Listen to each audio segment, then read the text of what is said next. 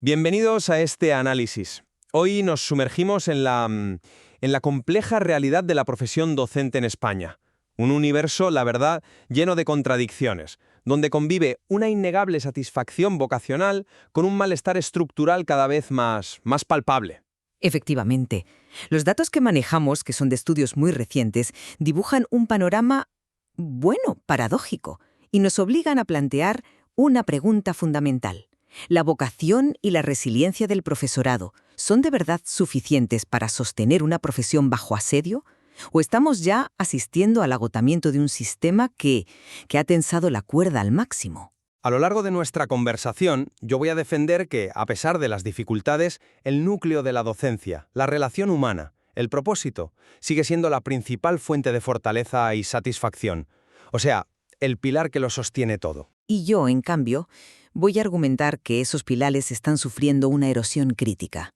Sostendré que factores como la burocracia, la falta de reconocimiento y un clima de conflictividad creciente están desvirtuando la profesión hasta un punto que ya roza lo insostenible. A ver, mi punto de partida es que la verdadera satisfacción de un docente no viene de un despacho o de una directiva, viene de lo que pasa de puertas para adentro, en el aula y en la sala de profesores.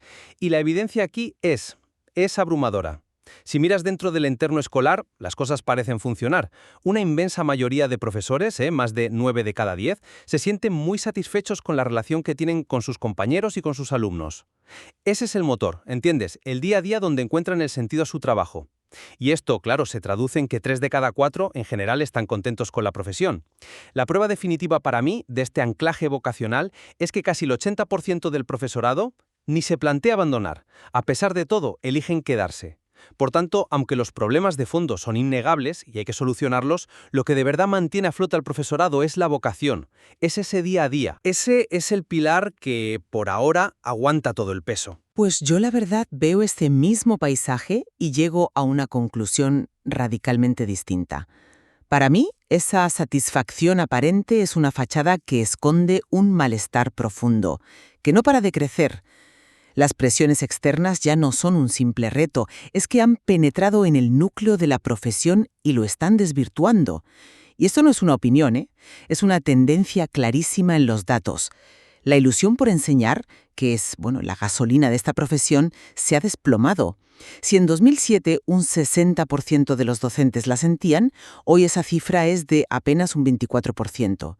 Es una caída en picado. Y lo más alarmante es el dato inverso. El porcentaje de profesores que viven su trabajo con distanciamiento e indiferencia se ha multiplicado por 20. Ha pasado de un testimonial 2% a un masivo 38%. Esto no es una crisis, es una hemorragia de motivación. ¿Y por qué? Pues porque se sienten ahogados por una burocracia que el 95% considera un lastre y abandonados por una administración que el 85% siente que no les respalda. Así que no, para mí persistir en el puesto no es sinónimo de bienestar. Es un síntoma de una resiliencia que se está agotando y el riesgo de un abandono emocional masivo es más real que nunca. Entiendo tu enfoque en las tendencias negativas, pero creo que subestimas la fuerza de ese núcleo relacional. Ese 93,4% de satisfacción con el alumnado no es un dato más, es el ancla. Es la prueba de que el vínculo pedagógico, la esencia de enseñar, sigue siendo fuerte, real y profundamente gratificante. Es lo que da sentido a todo lo demás. Las tensiones y los conflictos, que por supuesto existen, son parte del trabajo, pero no anulan esa satisfacción fundamental. Y a eso le sumas el apoyo de los compañeros con ese 94,6% de satisfacción.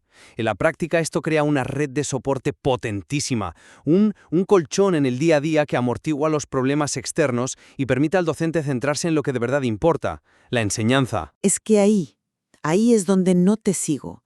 Para mí, esos dos datos que mencionas son irreconciliables. No puedes decirme que el 93% está satisfecho con sus alumnos y, al mismo tiempo, que el 83% percibe un aumento de las agresiones verbales o físicas por parte de ese mismo alumnado. Algo no cuadra. ¿Cómo es posible valorar el clima del aula como conflictivo, como hace más del 82%, y a la vez declarar una satisfacción casi total? Esto no es satisfacción. Es lo que los psicólogos llaman una disonancia cognitiva vocacional. El profesor necesita creer que su trabajo con los alumnos tiene sentido, así que se aferra a esa idea general de satisfacción, aunque la realidad diaria de la conflictividad, del conflicto con las familias, que por cierto es la principal fuente de tensión, le esté diciendo todo lo contrario. Es un mecanismo de supervivencia que a la larga es absolutamente agotador. Reconozco que esa es la tensión más difícil de explicar en estos datos, pero quizá no es una contradicción. Quizá significa que los docentes son capaces, como profesionales, de separar los incidentes negativos, que son reales y dolorosos, del valor global que ven en su alumnado. Es una forma de resiliencia profesional, no dejar que los peores momentos definan la totalidad de la experiencia. Un profesor puede tener un conflicto grave con una familia o un alumno y aún así sentir una profunda satisfacción por el progreso de los otros 24 que tienen clase.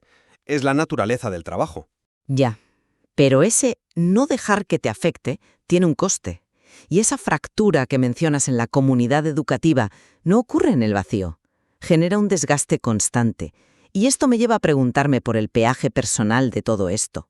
Hablemos de la salud mental, porque los datos ahí también son, como mínimo, paradójicos. De acuerdo, vayamos a ese punto. Porque, a pesar de todo el panorama de tensión que describes, un 61,8% del profesorado autoevalúa su propia salud mental como buena o muy buena. Este dato no es menor, no podemos ignorarlo. Indica una capacidad de resiliencia y de gestión personal del estrés que es notable. A pesar de las presiones, que son innegables, una mayoría clara mantiene una perspectiva positiva sobre su propio bienestar. Saben que el entorno es duro, pero sienten que, personalmente, lo están gestionando bien. Es un argumento interesante, pero es que esa autoevaluación, ese 61% que dice sentirse bien, choca frontalmente con los síntomas que ellos mismos reportan. Es una contradicción flagrante. Casi la mitad, un 49,5%, admite sufrir un desgaste emocional significativo de forma frecuente.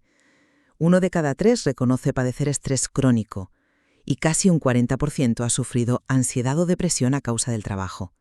Entonces, la pregunta es obligada. ¿Cómo es posible sentirse bien y al mismo tiempo estar quemada, estresada y ansiosa? Esa autopercepción positiva no me parece un signo de fortaleza, sino un posible mecanismo de defensa, o lo que es peor, una peligrosa normalización de un malestar que se ha vuelto crónico. Es estoy mal, pero es lo normal en esta profesión. Y eso es gravísimo. Veo por qué lo llamas normalización, pero yo lo llamaría profesionalidad. Es la capacidad de seguir adelante a pesar de las dificultades. Pero, bueno, incluso si aceptamos que hay una tensión entre la autopercepción y los síntomas, volvemos al compromiso fundamental. El dato que para mí cierra el círculo es que un 78,5% del profesorado no se plantea abandonar. A pesar de la burocracia, del estrés, de la falta de reconocimiento, se quedan. La vocación funciona como un ancla increíblemente sólida. ¿Pero es un ancla o es una jaula? Esa permanencia se debe a la ilusión o a la inercia, a la seguridad de un puesto fijo o simplemente a la falta de alternativas viables en el mercado laboral. Porque, si rascas un poco, la imagen no es tan positiva. El desplome de la ilusión del 60 al 24% no es una anécdota, es el reflejo de un motor gripado. Pensemos en lo que esto significa. Un maestro que empezó en 2007 lleno de energía, probablemente hoy, según estos datos, se siente indiferente. ¿Qué ha pasado en esos 15 años para apagar esa vocación? No es solo un número. Es una historia de desgaste personal que se repite en miles de claustros. Claro, pero que baje la ilusión no significa que desaparezca el compromiso. Se puede trabajar con menos idealismo, pero con la misma profesionalidad y entrega. De hecho, a pesar de todo, un 62,5% recomendaría la profesión a los jóvenes. No se recomienda algo que se considera fundamentalmente dañado o sin futuro. Eso demuestra que en el fondo siguen creyendo en el valor de su trabajo. O demuestra que quieren que otros se hundan a la causa para que no se hunda el barco. Para mí, el dato más revelador es el aumento de la indiferencia del 2. Al 38% es el preludio del abandono emocional. Es el fenómeno que en el mundo laboral se conoce como presentismo.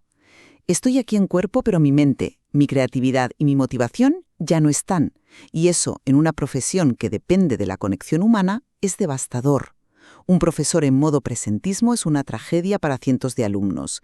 Y si solo el 56% del profesorado, poco más de la mitad, llega a calificar su trabajo como digno y adecuado, ¿cómo podemos hablar de una profesión saludable? La permanencia puede ser un signo de aguante, no de satisfacción, y la vocación no puede ser la coartada para soportar indefinidamente unas condiciones que una parte enorme del colectivo ya no considera dignas.